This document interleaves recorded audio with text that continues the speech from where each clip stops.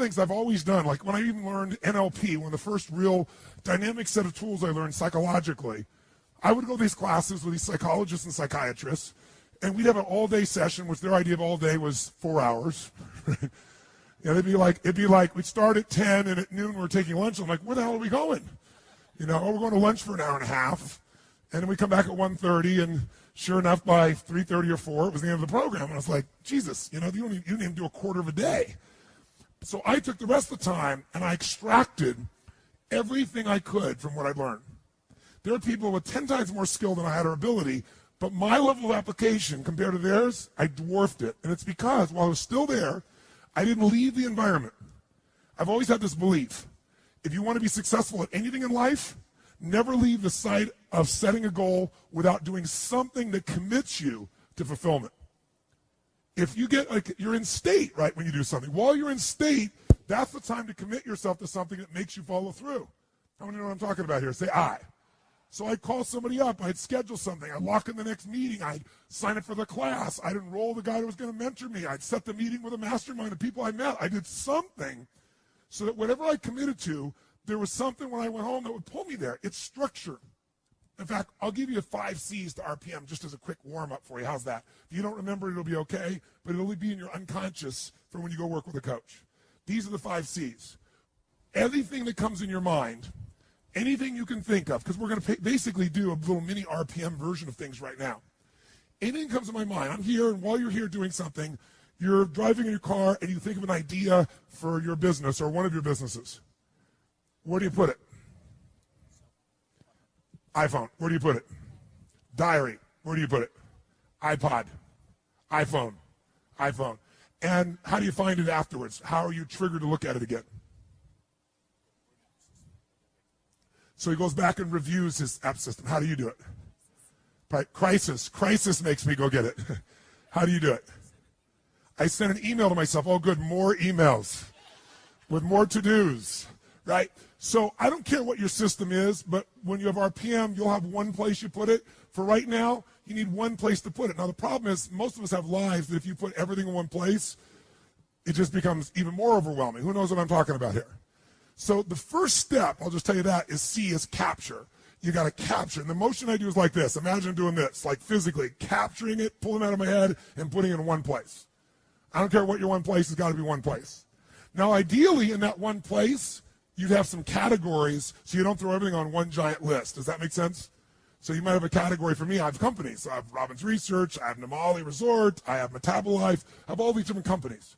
So I'll drop it in that area as an example. Or roles for me as a father. I don't have time to demonstrate this for you, but just know the first thing you want to do is keep it out of your head, have it in one place. Why do you want to do that? Keep lots of extra mental RAM available. When you have to keep thinking about stuff, it creates inner stress. If you know it's there, and you know you're going to look at it consistently, like you do it once a week, once a day, and you're going to review it and do something with it. Something with it might be, forget it, I'll do it later, tomorrow, but you're going to do something with it, you'll be able to let go. How many think that's pretty much something you try to do already? Most people try to do this, don't you?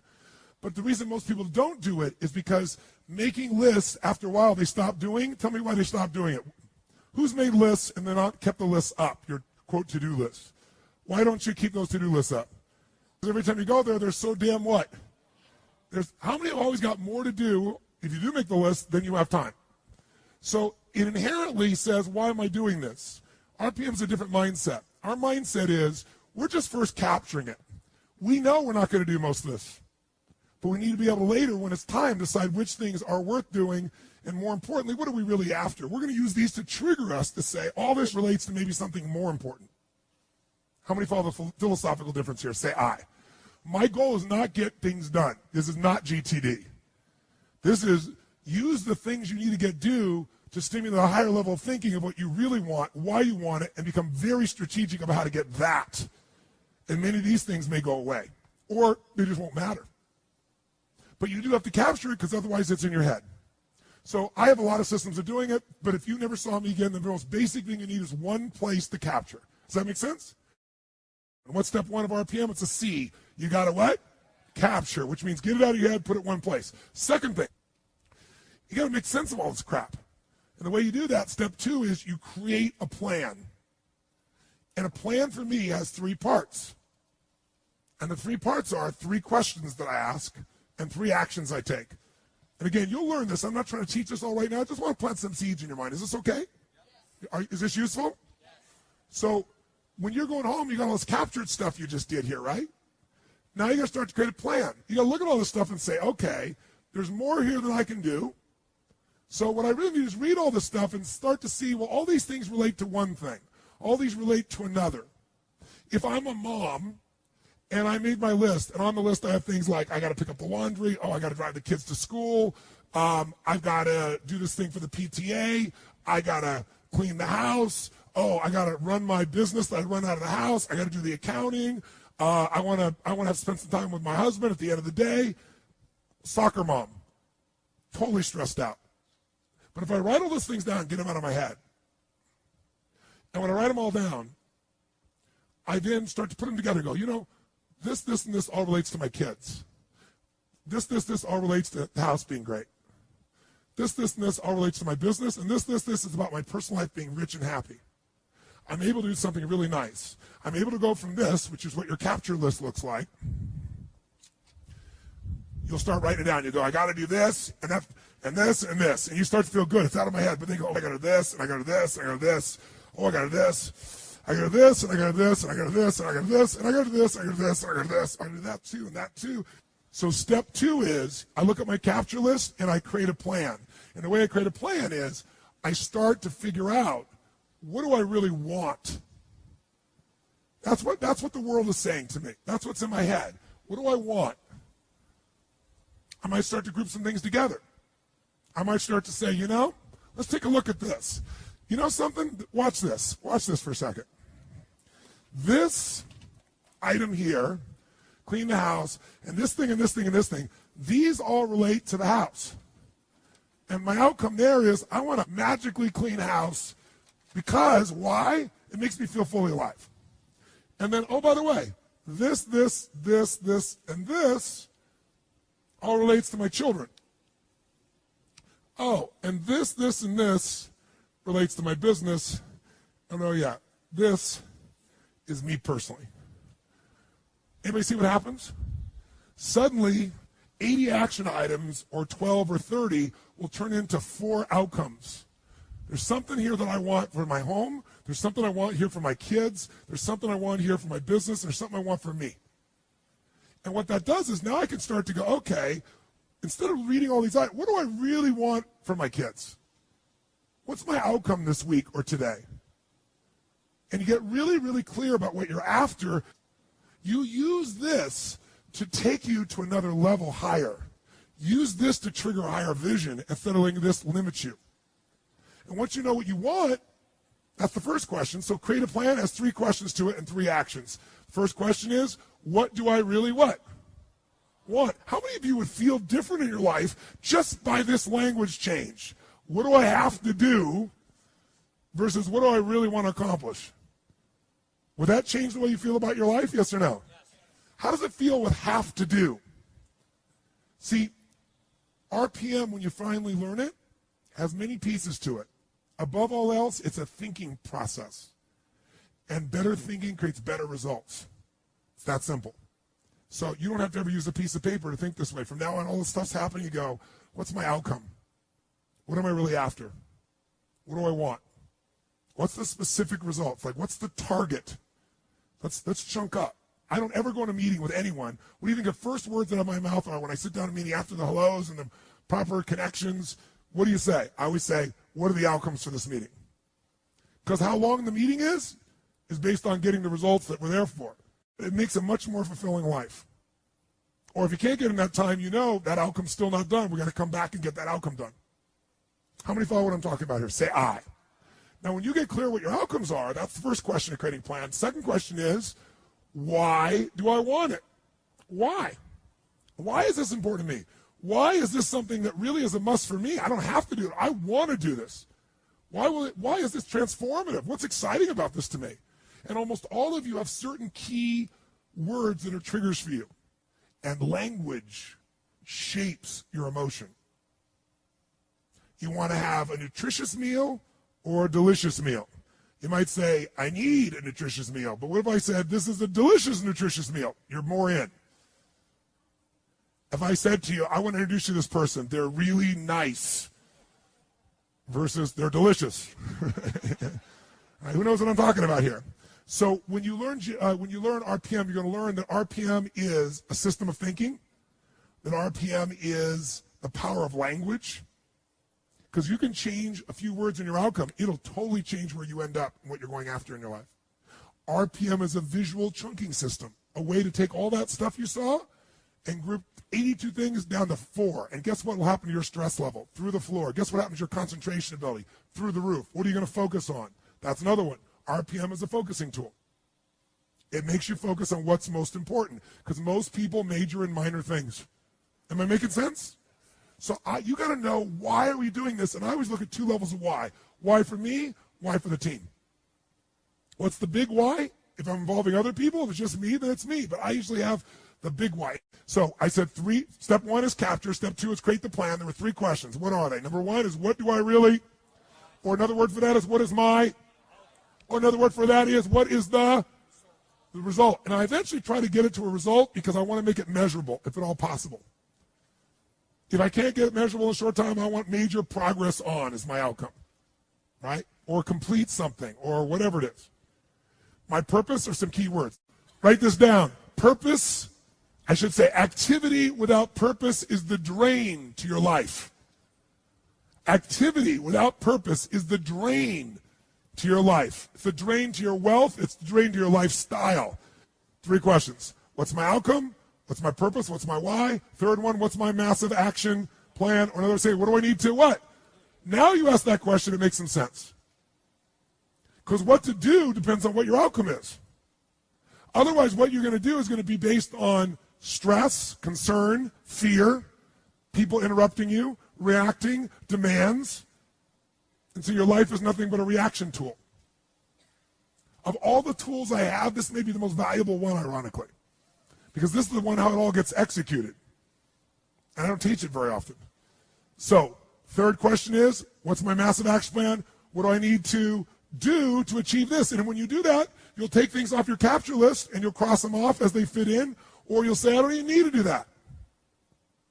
So, to create a plan, there's 3 questions, and then there's 3 actions. This gets a little more technical, but I think you can pick it up real easy. You take those action items and you put them in order of importance. Does that make sense? But the way I do that more quickly is I go put a star next to the ones that are the 20% that's going to give me 80% of the result. Because I know I'm not going to do all these action items. I know even if I intend to, I'm going to get interrupted 20 million times. So I want to know, what's the 20% of this list? I've got an outcome. I got a purpose. And on this little block, the center of the target is the outcome. I see the purpose with all the juicy words. Why I'm doing this? Now I got this list of 7, 8, 9, 10, 12 things, action items. They're all related to kids, that kid outcome. I'm not going to do all those today. Which are the 20% that make the biggest difference? I star those. And guess what else I do? I figure out what's the 20%, what I call it, what are the must items? My musts are the 20% that are going to make 80% of the difference. That way, every day I can still succeed. That's why I still do my lists and most people don't. Because I don't do lists. I come up with outcomes and purposes, and I got lists within them, and they're highly prioritized with what matters. And later on, if I want to come back and do more, great. So, 3 questions, 3 actions. The actions are, star the things that are musts. 2, establish the real time. The real time is I go minimum to maximum. On each of those items, I go, how long is this really going to take? Why is that important? Because most of you overwhelm yourself and say, this will be, I just had a meeting with my team the other day, and I said, how long is this going to take? And somebody said, that'll probably take us 10 weeks. I said, okay, let's sit down and do it. Let's sit down and lay out where that 10 weeks is going to come from. And we're all done. It was about 7 hours worth of work. Because we all overestimate when it's in our what? In our head. You sit down, look at each item, and you look at the 20%, and you mark, okay, 20 to 25 minutes, 30 to 40 minutes. And by the way, at the end of the day, what do I look at? What are my start items? What's the minimum time necessary to get that result? That's what I go do. Same thing with my week. So 3 questions. I create a visual block where this separates from everything else. Below it, I'll spare space and I'll create another block. When you learn RPM, you'll see that visually. I don't think I want to throw up for you right now. But basically, in the center of my page, I see the target of what I'm after. I write my result. To the right, I write my juice. Purpose, to the left, I put my action list. Put it in order of importance, boom. Asterisk, boom. Minimum must time, I'm ready to rock and roll. Here's the third one, leverage. Leverage is critical. You know how I get so much done? Because I don't just get it done. I know the outcome, I know the purpose, and I look for leverage. Leverage is different than delegation. What's the problem with delegation? Delegation is you have all that needs to be done, so you give it to someone else, and you tell them what needs to be done, and when they don't do it, you're pissed off. Leverage says, I can move the biggest boulder in the world with a little bit of effort if I get something I can do it with, but I'm still part of it. So leverage is, if I'm going to leverage something here with Tom, I'm going to make sure Tom understands the what? The outcome. I want to make sure Tom understands the purpose, the why, and the action. But I might say to Tom, if you can get this done without this action or better action, go for it, baby. And I want to talk to you on this date, and we got to promise and we're going to check in before it's needed. So there's no surprises. And if you're having problems, Tom, come back to me because we're partners on this. That I call leverage, different than delegation. Who sees the difference here? Say I. So 3 questions. What creates the plan? 3 questions with a block, 3 actions. Where's my must? What's my minimum must times? Where's my leverage? And you know what I do when I have no time? There is time. I just got to leverage it. I'm saying, you say, I have no one to leverage it to. You know, Shane over here, right? I got all the stuff he wants to do. He can't leverage it. But Shane's answer was hire somebody. Then he thinks about what it's going to take and goes $125,000. Can't do that now. He's getting caught up in one way to get the outcome. Leverage. He goes through his list and goes, what if I got someone to do 20% of this stuff? I could spend 20 grand to get that much freedom. I could pay for it times 10. And if I'm really productive, my productivity should enhance the world, not only my clients and customers, but it should provide jobs for other people. And if there's anything you hate to do, it's because you're either ineffective at it or you don't think it's very important, but it is urgent. So you need to hire somebody for those things. And ideally, somebody who loves that job. You're never going to grow when your time is eaten up for activities that aren't that important. Activity without high levels of purpose is the drain of your fortune. Do it now. If you can't get it all now, do a part of it now. Leverage is power. Leverage is ultimate power.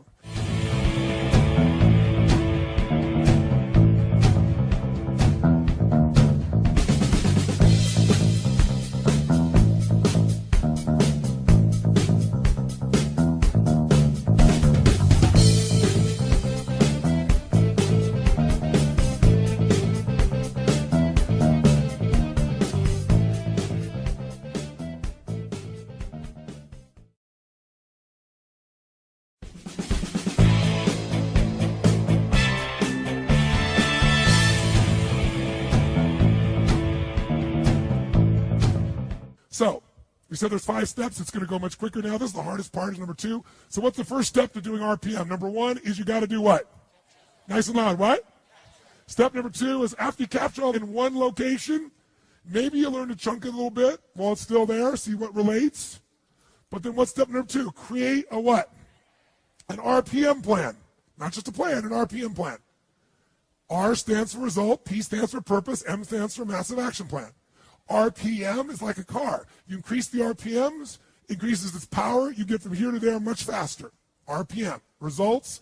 What does it stand for? Results focused, purpose driven, massive action plan. That's an RPM. Results focused, purpose driven, massive action plan. That's what you want. So, what are the 3 questions and the 3 actions in order if you have a plan? Tell me. First question is, what's that? What do I? Yes, what do I want? What's my outcome? What's the specific what? Result. And that's often a good way to ask that same question. Start general, what I want, turn it into an outcome, get it down to a specific result. Second question, what's my big why? What's my purpose? What's my reasons? What's my why? What's my purpose? Why do I want to do this? That's the real question. Why do I want to do this? Very different to want to than to have to, isn't it? Now, what's my massive action plan? What do I need to do? How many got this in your body by repetition now? Say I. What are the 3 actions? Number 1, we want to figure out which ones are our what? Must. 20% that makes 80% of the difference, asterisk those. Those are your priorities. You're not going to do them all. Just decide you're not going to do them all. Let go. Be free. 2, figure out minimum, maximum time for them. Estimate, just off the top of your head. 3 minutes to 10 minutes. 45 minutes to 90 minutes. Give yourself the range. On the computer, by the way, it adds it all up, and you can look at a block and it already tells you for the whole day how much time. Minimum, must time, maximum amount of time.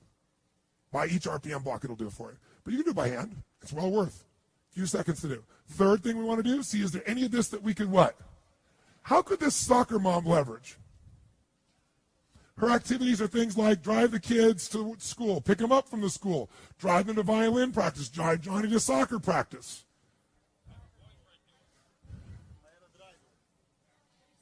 A driver. Said in perfect Russian. Could you do a carpool? Could you trade days? Yes. So that when you're doing it, could you do the morning and someone else did the afternoon?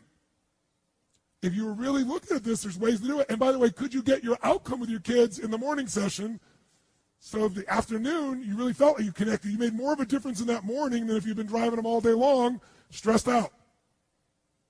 How many follow that? Say I. I take people like this, and I can show them the real times that it takes to get their job done, and they tell me I have no time. You know they have no time? Because guess what they say to themselves all day long? I have no time. And they're so stressed, they eat up all their time telling themselves how they have no time.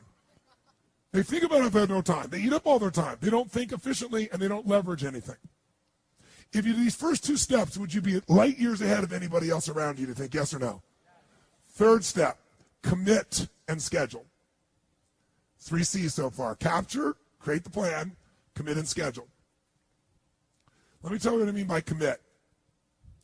Commit is, now that I've got these, let's say, 6 outcomes for the day. Does that make sense? 6 outcome blocks. Each one of them has an outcome, a purpose, might have 4, 5, 6 action items in it. I know the most important ones. I might look at those and go, some of the stuff is scheduled. Like I have to do this at 3 o'clock today. So you lock that in your schedule. You put in what we call the big rocks first. Some of you know this metaphor. If I take a glass over here, and I take this glass and I start to, see if I got a glass over here, show you what I mean. Yeah. So assume I take this glass over here, and it's already this full, and then I start adding items to it. How long before this thing's going to overflow? But if this was empty, and I first take the big items, the rocks of my life, the things that I have to do that I've scheduled, they go in first, a couple rocks. And then secondarily, I commit to some block time for some things that matter to me. Like I'm going to block some time here with my team between 2 and 3:30 every single Thursday where we're going to go through one of these 7 items. How many know what I'm talking about here? Okay? I'm going to block that time. Okay? I'm going to commit that time. All right? So commit is committing the most important things and then scheduling those other items that are going to be important to you. So it goes from just a list to when am I going to what? When am I going to work on it? When am I going to do it? Block times can move. Scheduled times can't unless you renegotiate. What's the difference between a block time and a scheduled time? Scheduled is you made a commitment to another person. So it can't be moved without negotiation. Got to call them, got to work it out. Block time, you could move if you need to. So it has more flexibility. Make sense? And you do this, and the way to do it, we do it on the computer. It's actually fun, but I've done it on paper for years. Okay, so we got capture, pretty easy. Just get out of your head, one location. We got create the plan, 3 questions, 3 action items you're going to do there. Then you got an RPM plan. Number 3, we commit and what? Schedule. Number 4, what do you want to do? Complete and achieve. Complete the most important items, achieve what you're after. It's that simple. And then finally, the most important one of all, to me, celebrate. They're all C's. Celebrate. Why is it important to celebrate your victories? Celebrate the magic moments of your week or the magic moments of your day. Why is it important to do that, you think? Because it's what gives you the energy to go for more. Does that make sense? Otherwise, it's like, remember I told you the cheese and cracker story? You know, you're holding out to, someday I'm going to celebrate. Someday never comes. Someday leads to a town called nowhere. Right? You don't want to be in that place. So you want to celebrate. And you want to celebrate the little victories. You want to celebrate the magic moments. How many breakthroughs have you had this week? Forget the things you've learned. How many of you have had breakthroughs, like insights, distinctions about you or your business that you couldn't put a dollar value on it? You know for you the value is infinite. How many got experiences like that? Okay? So if you don't capture that, you don't give yourself credit. When you don't give yourself credit, your brain doesn't notice it. Remember something the first day? Here's how things get created. You know, you get obsessively focused on something. Doesn't the system help you to focus on what you want? You generate enough energy and emotion, you're totally committed, you'll do anything to achieve it. And then step 2 is execution. And step 3 is grace. But grace gets magnified the more you appreciate it. The more you notice that you're guided or that things have happened for you. Those you've been to a date with destiny, you know I have a core belief, and that is life doesn't happen to you, it happens for you. It's your job to figure out how it's happening for you. If you don't notice it, you won't experience it, right? That's what we're talking about. So from now on, if you never saw you again and you didn't go to your coach, at least you know the thinking process. I go to a meeting. Before I go to the meeting, guess what I do? I write down a bunch of outcomes. What are my outcomes of the meeting? What do you think I do first? I have a little capture sheet for the meeting. All week long, something comes up, I write on that sheet. I don't write 20 emails to people in the middle of nowhere. Say, by the way, let's talk about this. I just capture it. When I get there, I look at my list. What are the most important outcomes? If I ask some action items, what outcome do they fit under? I go in the meeting, what do I ask other people? Tell us, what are the most important for this meeting? The most important? Everything is outcome. When you're outcome driven, you produce results like nobody else. And I'm associated with the why. Why am I doing this? Why am I in partnership with these people? Right? What's this all about? Because that'll put you in state. So, 5 parts of RPM. Let's see what they are. Number 1, what? Nice and loud. Nice and loud. Number 2, create a, yes, what kind of plan? RPM plan. What's the R stand for? Results focused. P is for purpose driven. M is for massive action plan. Massive action plan is a map. M-A-P, massive action plan, a map. Okay, what are the 3 questions that will make you know you have that plan? Question number 1 is, what's the next example after that? What is my outcome? What's my actual result? Second question, what's my purpose? Why do I want to do this? Right? Why do I want to do this? What's my big whys? And then third question, what's my massive action plan? Or another word for it is, what do I need to what? Now asking what to do makes sense. Makes total sense. What are the 3 things you do in that plan in addition to those 3 questions? Figure out what the musts are. Figure out the minimum must what? And number 3, find yourself some. Great. What's step number 3? For this to be alive and not just be on a piece of paper, I got to take this from an idea and I got to commit. And when am I going to do this? What day? What week? What month? What hour? Right? I tend to plan weekly first, and I put it in days, and when I get the night before, I plan the day, because a lot moves around until that time. Right? Then after I do that, what do I need to do? What's step 4? Complete what? Complete what? All the actions? The outcomes. Complete by achieving what matters most. Cut to the chase. Get to the must. Is it possible by having that outcome so clear, you might come up with something that's not on the page that's better and get you there quicker? Yes or no?